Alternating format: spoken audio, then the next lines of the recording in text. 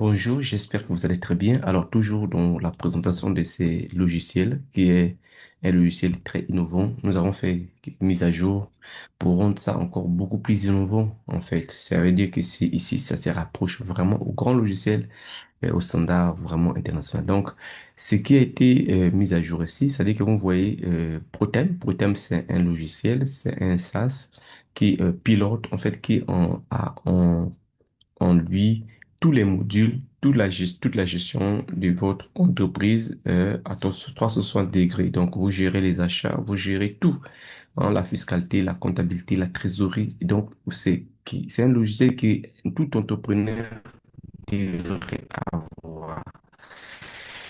Très important.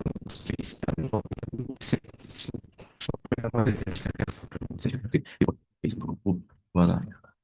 Donc voilà, vous allez défiler. Normalement, il vous donne des chiffres, hein, projet, facturation, gestion des stocks, ainsi de suite, gestion de la paye, ainsi de suite, vous voyez. Donc, vous avez ici, bon, multi-entité, c'est pour permettre de faire la consolidation avec plusieurs entreprises d'un groupe qui sont logées, qui sont donc ProTime, d'accord? Si vous avez pris plusieurs abonnements pour plusieurs entités qui sont sur ProTime, vous allez bénéficier de la consolidation sur ce qui concerne le pilotage multi-entité. Il fait la consolidation, la comparaison et supervision de vos entités.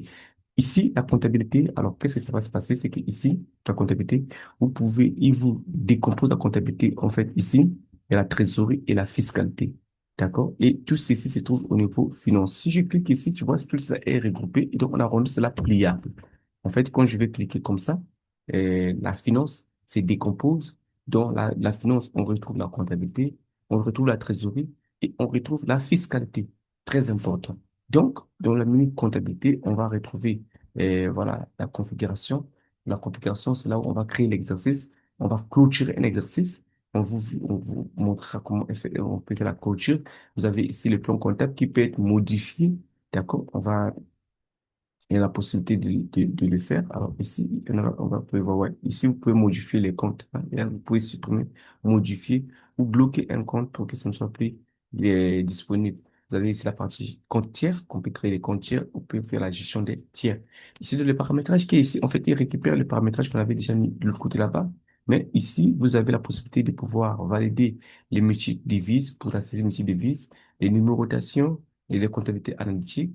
Et ici, on va faire les taux, PVA, tout ce qui a été prêt, retenu à la source, et les centres de coûts. Par exemple, si on va utiliser la comptabilité antique. Et ici, saisir, nous avons les écritures. On peut saisir les écritures, les journaux de saisie et importer une facture pour la saisie.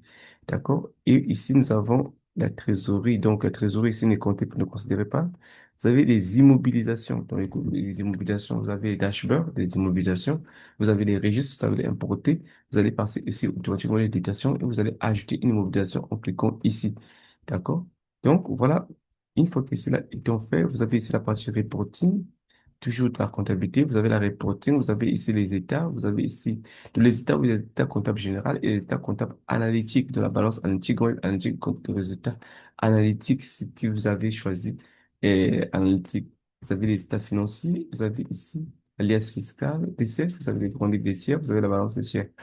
Et ici, vous avez la partie synchronisation. Dans la partie synchronisation, le but, c'est de synchroniser, en fait, les états, d'accord, les achats, d'accord? Donc, ici, on fait d'abord le mapping, après, on va synchroniser, d'accord?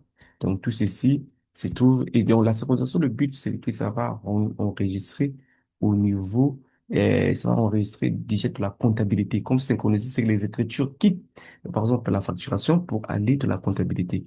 Les écritures quittent, euh, et la paye pour aller de la comptabilité. La facturation, c'est nous qui vendons.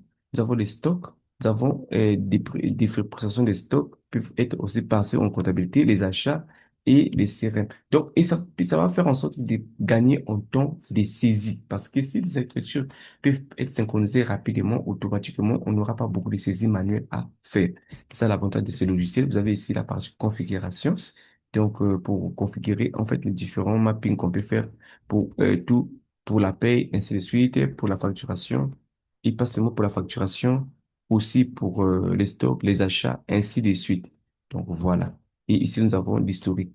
Donc, ceci étant fait, on vient de la côté trésorerie. Le parti trésorerie, donc nous avons la comptabilité, les comptes bancaires, la caisse, ça sert aussi pour faire les rapprochements bancaires automatisés. Vous avez la partie fiscalité. La partie fiscalité, vous avez ici la vue globale, donc le bord de la fiscalité qui vous donne les retards de paiement, l'avenir, 30 jours, TVA à déverser, total dû.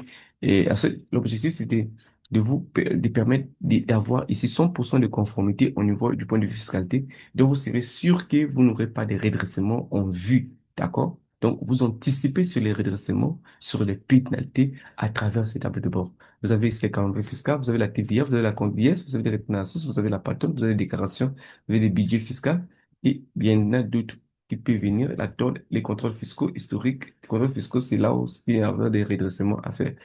Des notifications, l'annulation fiscale à répondre, à gérer. Vous voyez ici les paramétrages. Ici, cela étant fait, donc nous avons ici la partie gestion des ressources humaines dans le business. Dans la business gestion RH, vous avez le pointage, vous avez la présence, vous avez les paix avancées pour qu'il n'est pas important. Et donc, dans la gestion des ressources humaines, vous avez tout ce qu'il faut pour la gestion des ressources humaines. Vous avez les employés, vous avez la paie, vous avez les éléments de la paie, vous avez les congés, vous avez les présences. Et ainsi de suite, vous avez ici la gestion des carrières. Dans la gestion des carrières, on peut choisir la personne, on peut mettre la promotion de la personne, on vous pose, on s'impose, ainsi de suite, et il va recevoir un mail de manière automatisée. Donc, si je peux voir, j'ai parti où? Ah, ok. Vous avez les présences. Ici, les présences vous permettent de suivre de manière automatisée, manuellement. Chaque fois que les personnes viennent au travail, ils ont l'air dans la liste des employés seront ici. On peut générer ici des présences automatiquement, donc le pointage journalier et qui va impacter la gestion de la paie. Très important. Et ici, vous avez le paramétrage. Vous avez ajouté vos équipes ici, les rôles personnalisés, les produits, les fournisseurs, ainsi de suite, ainsi de suite, ainsi de suite. Ici, vous avez intégration pour pouvoir le connecter avec d'autres logiciels possibles.